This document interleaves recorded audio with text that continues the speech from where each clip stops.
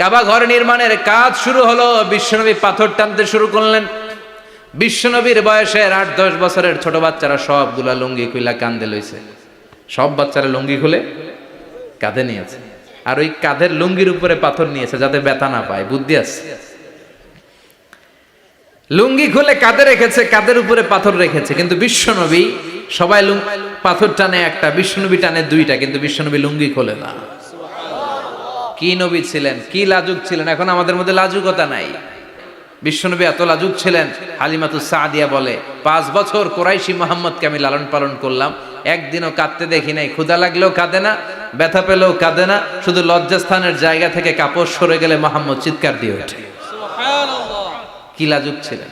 বিশ্বনবী পাথর টানে কিন্তু লুঙ্গি খোলে না। আশেপাশের বন্ধু বান্ধব সব লুঙ্গি খুলে টানতেছে।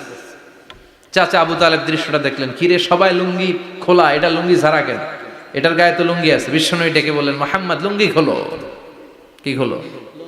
সবাই খুলছে, তুমিও খোলো, তুমি কাঁধে ব্যথা পাবে, কাঁধে লুঙ্গি রেখে পাথর টানো। বিশ্বনবী বললেন, না আমি ব্যথা পাই না, আমি লুঙ্গি খুলবো না। চাচা বলল, আরে ছোট মানুষ, সমস্যা নাই, খোলো। গোছা ধরে টান দিবে, টান দেওয়ার আগে বিশ্বনবী বেহুশ হয়ে জমিনে পড়ে যায়। লুঙ্গি খোলা আর হয় নাই। বিশ্বনবীর লজ্জাস্থানও কেউ দেখে নাই। আল্লাহু আকবার।